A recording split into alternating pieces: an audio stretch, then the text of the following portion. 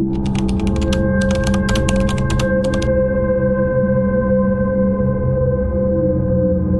want you to stop for a moment. Not physically. Stop mentally. Because I'm about to describe something to you, and I want you to notice what happens inside you as I do it. You walk into a room you've never been in before. The smell, the light, the exact angle of the furniture. You've never been here. You know that. Your calendar, your memory, your logic, all confirm it. And yet, something in your gut whispers, I've been here before. Not the feeling that it's similar. Not the feeling that it reminds you of something. The feeling, bone deep, spine tingling, that this exact moment has already happened to you.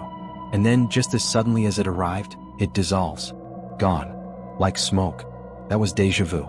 And here's my first question to you, not rhetorical, I actually want you to sit with it. If that experience is a trick of the brain, why does it feel more real than most things you consciously remember? That question is not simple. And the answer will tell you more about how your mind works than almost anything else in neuroscience. Let's go deeper. You don't have one memory. You have a system. Most people think of memory like a filing cabinet. Something happens, you file it away, you retrieve it later. Clean, linear, reliable. That is not how your brain works. Your brain doesn't store memories like a photograph. It stores them like a recipe, scattered ingredients across multiple regions, reassembled every single time you remember. Which means every time you remember something, you are actually reconstructing it. Partially from fact, partially from emotion, partially from what you believe happened. You are not replaying a video. You are writing a new draft of an old story. Now here's where it gets interesting. Your memory system is not a single system. Research in neuroscience has identified at least two distinct processes operating simultaneously when you experience anything. The first is storage. The hippocampus, a seahorse-shaped structure buried deep in your temporal lobe, is responsible for encoding new experiences. When something happens to you, the hippocampus works to bind together the sensory fragments, what you saw, heard, smelled, felt, and consolidates them into what we eventually call a memory. The second is familiarity detection. This is processed largely by the pararhinal cortex, a separate region that runs alongside the hippocampus. Its job is not to retrieve full memories. Its job is to rapidly scan incoming experience and answer one urgent question. Have I seen this before? These two systems usually work in perfect synchrony. You see an old friend. The familiarity system flags it, known, and the hippocampus retrieves the full context. Their name, your history, where you last met. But what happens when they don't synchronize? What happens when the familiarity system fires, stamps something already known, before the hippocampus has even confirmed whether it's been stored? You get déjà vu. A brand new moment wearing the mask of a memory. Let me ask you something. Have you ever met someone and been absolutely convinced you knew them, only to realize you had never met before? How did that feel? Not wrong. Not confusing. It felt certain. That certainty, that was your familiarity system operating without your hippocampus checking its work. That gap. That split-second lag between two brain systems. That is déjà vu. This is not mystical. This is mechanical. And that should terrify you a little. Let's talk about what the research actually says, because this is where it stops being a curiosity and starts being a confrontation. The term déjà vu was coined by the French philosopher Émile Boirac in 1876. Translated literally, already seen. But serious scientific study of the phenomenon didn't begin in earnest until the late 20th century, primarily because it is almost impossible to study something that lasts between 1 and 30 seconds, strikes without warning, and leaves no measurable trace. How do you run an experiment on a ghost? Researchers tried. Dr. Chris Moulin at the University of Bourgogne in France spent years studying patients with a condition called chronic déjà vu, people for whom the sensation never stopped. Imagine feeling, every moment of every day, that everything you're experiencing has already happened. These patients stopped watching the news because they were certain they'd already seen it. They stopped reading books because every page felt like a reread. These were not psychotic individuals. These were cognitively intact people whose familiarity system had become permanently decoupled from their hippocampal memory retrieval. The brake had failed. The already known signal was firing on every incoming experience, all the time without any memory to justify it. Now here is what I want you to sit with. These patients knew, consciously, rationally, that they had not experienced what they were experiencing. They knew the news was new. They knew the book was new. And yet the feeling of familiarity was so overwhelming that it overrode their rational knowledge. The feeling beat the fact. What does that tell you about the reliability of your own subjective experience? Most of us live as though our feelings are accurate reporters of reality. Something feels familiar, it is familiar. Something feels true, it is true. If something feels like a memory, it is a memory. Déjà vu is your brain handing you evidence, from the inside, that this assumption is wrong. Your feelings are generated by biological machinery. That machinery can misfire. And when it does, the feeling it produces is indistinguishable, from the inside, from the feeling produced by a legitimate memory. You cannot always tell the difference between what you actually know and what your brain has decided to stamp as known. Pause on that. The more your brain works, the more it glitches. Here is a pattern that should surprise you. Déjà vu is significantly more common in young adults between the ages of 15 and 25. People who are highly educated. People who travel frequently. People who are tired, stressed, or anxious.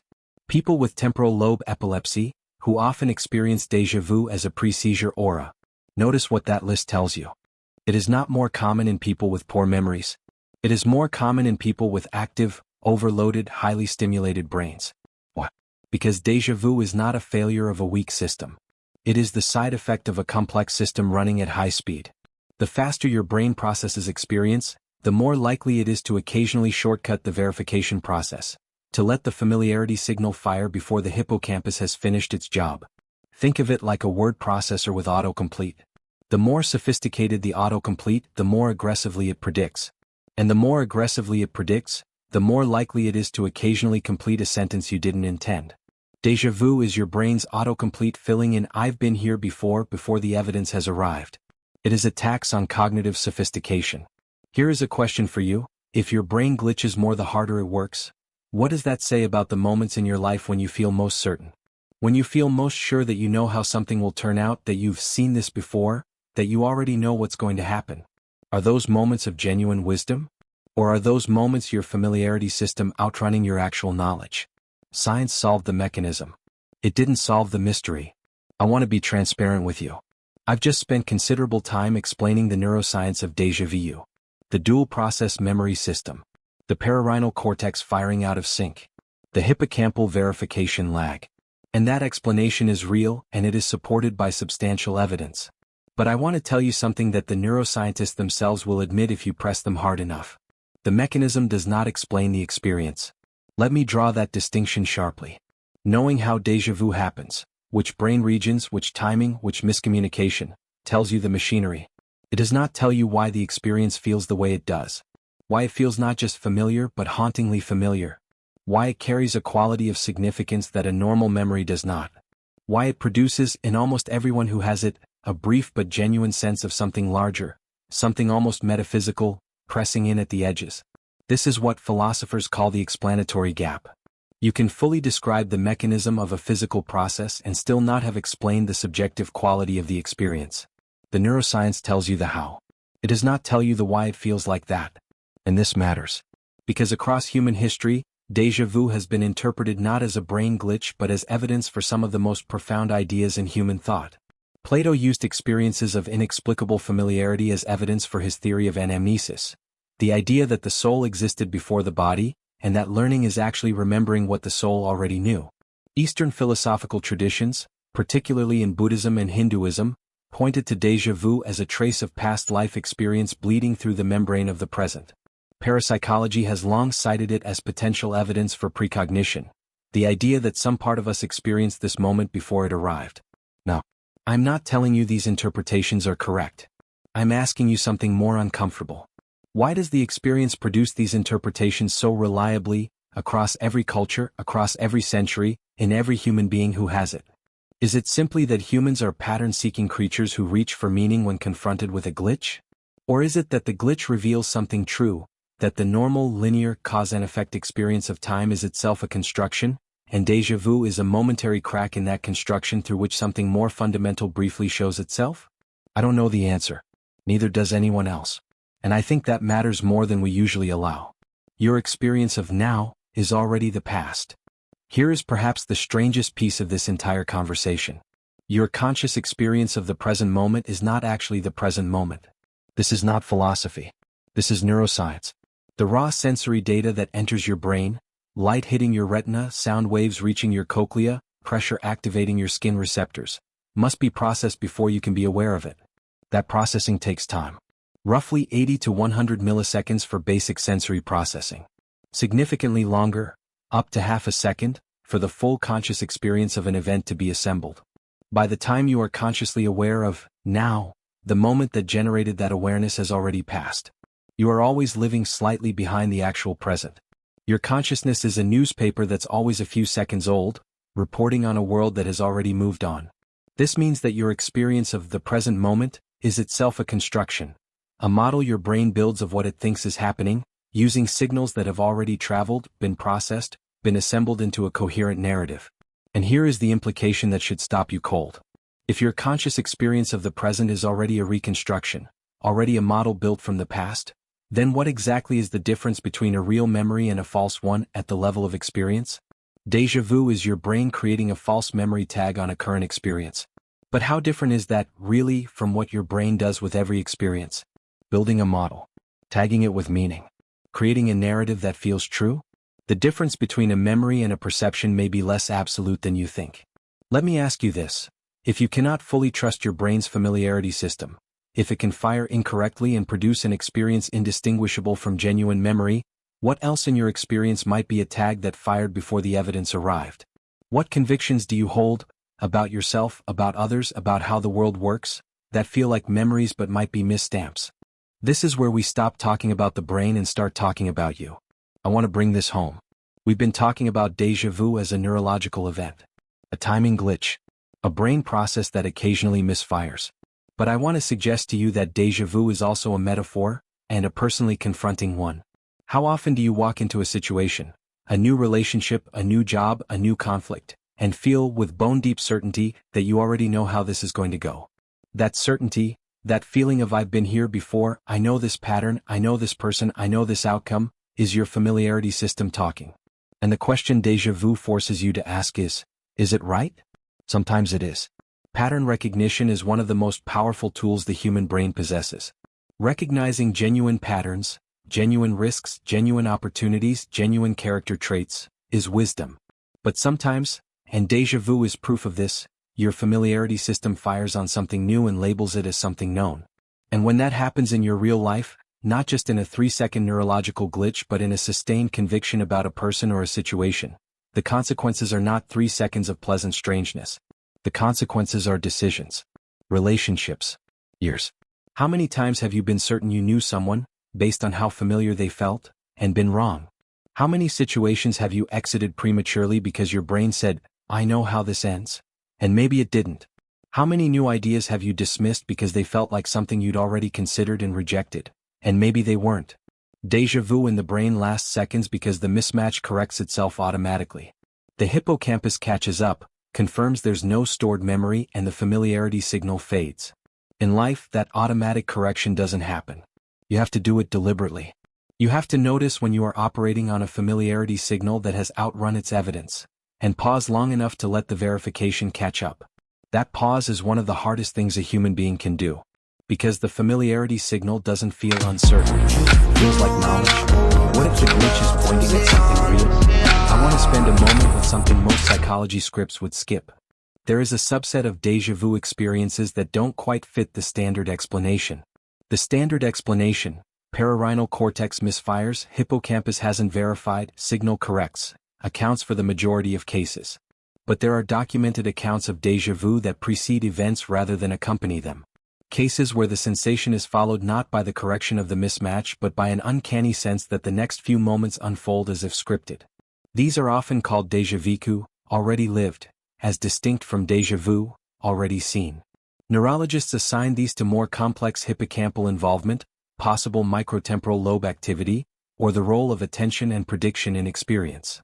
But here is what I want to say honestly. The explanation is adequate. Whether it is complete is another question. Human consciousness remains one of the most poorly understood phenomena in all of science. We do not have a consensus account of what consciousness is, how it arises from physical matter, or whether its relationship to time is as simple as our intuitions suggest. Quantum physics has shown us that at the subatomic level, time does not work the way it appears to at the level of everyday experience. Information, in certain circumstances, appears to travel in ways that are not cleanly sequential. None of this proves that déjà vu is anything other than a brain timing glitch.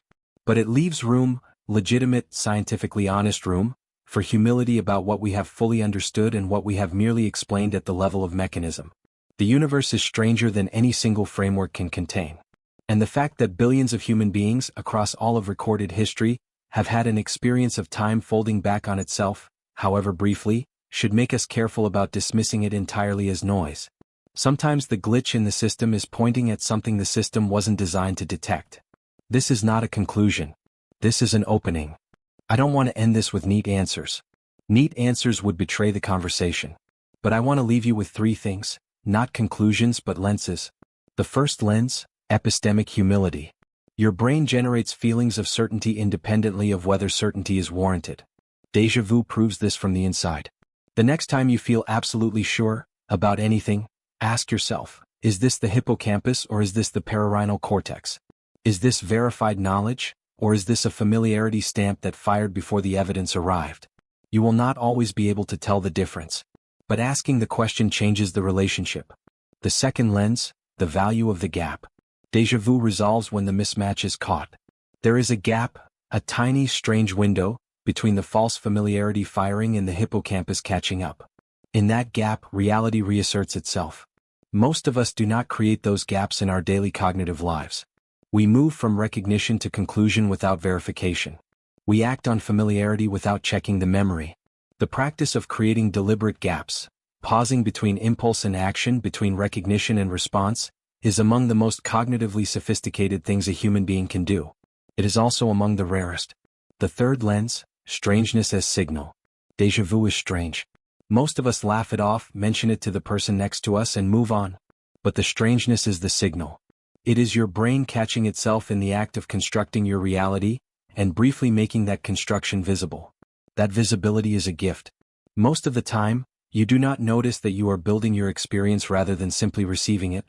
You do not notice the assumptions, the patterns, the familiarity stamps, the narrative constructions that shape everything you perceive. Déjà vu makes the machinery briefly visible. And when the machinery becomes visible, you have a choice that you ordinarily don't have, to inspect it. To ask, what is this moment really before my brain decides what it means? I started by asking you a question. If déjà vu is just a trick of the brain, why does it feel more real than most things you consciously remember? Here is my answer after everything we've covered. It feels more real because, in a specific and important way, it is more real. Not because it is a genuine memory. It isn't. But because in that 3-second window your brain's normal operation, the seamless, automatic, invisible process by which it constructs your reality, briefly breaks down. And in the break you get a direct experience of what usually stays hidden, that your reality is being built. That your certainties are being assembled. That what feels like direct perception is actually interpretation. Déjà vu is the moment the curtain slips. And whether you experience it as unsettling or as fascinating or as briefly beautiful, what you are seeing for just a moment is the mechanism behind the experience. The wizard behind the screen. The author of the narrative you've been living in your whole life. That's worth more than 3 seconds of strangeness. That's worth paying attention to. End of script. 4000 words topic. Déjà vu, psychological and neuroscientific deep research script audience. General public objective. Challenge and provoke thought. These are targeted rhetorical and live engagement questions you can insert at any point to pull the audience back in when attention drifts. On memory, raise your hand mentally, not physically, if you've ever been completely certain of a memory that someone else told you never happened. Stay with that. That isn't forgetfulness. That is your reconstruction system creating something that felt entirely real. Uncertainty, I want to ask you something you probably haven't been asked today. What is one thing you believe, about yourself, your relationships, your future, that you would bet your life on? And what if I told you the research on memory suggests that conviction, that bet your life certainty, is generated by the same system that created your last déjà vu? On time. Here is something neuroscience has confirmed that most people have never been told. You are not experiencing this moment. You are experiencing a model of this moment that your brain built roughly half a second ago. You are always living slightly in the past. What does that do to your understanding of being present? On familiarity versus knowledge, think of the last person you met who felt instantly familiar, like you already knew them. Did you trust that feeling? Did you act on it? Now ask yourself, What was that feeling based on? And what would it mean if it was just your pararhinal cortex firing without permission? On the self, here is the question underneath all of this. If your experience of the present is a reconstruction, your memories are reconstructions, and your sense of certainty is a signal that can fire incorrectly, who is the you that's doing the experiencing? What are you, if not the sum of processes that can all misfire? Pacing. This script is written to be delivered slowly. The scientific sections need breath between concepts. Do not rush. The audience needs time to feel the weight of each idea before the next arrives. Silence. The pauses marked in the script are not theatrical. They are structural. The silence does work. Trust it. Eye contact. During the personal interrogation sections, Section 6, maintain individual eye contact with different audience members as you deliver the questions. These questions should feel like they are being asked specifically to the person you are looking at. Tone calibration. The opening is quiet and intimate. The middle sections, particularly the philosophical ambush, should increase in intensity. The closing should return to quiet. The arc is intimate, intellectually confrontational, philosophically open, quietly profound. The questions, these are not rhetorical fillers. Deliver them as if you actually want an answer. Pause after each one. Let the audience answer internally. Then move forward. Déjà vu is universally experienced but rarely examined. That gap, between universal experience and zero examination, is exactly where a great script lives. Your audience will arrive with something personal already, their own déjà vu moments, their own sense that those moments meant something. Your job is not to give them new information from scratch. Your job is to take something they've already felt and make them see it completely differently. When you succeed, the audience doesn't just learn about déjà vu. They become briefly uncertain about the reliability of their own minds. That uncertainty, that productive cognitive discomfort, is the entire point. The best psychological scripts don't teach people things. They make people strange to themselves for long enough that new thinking becomes possible.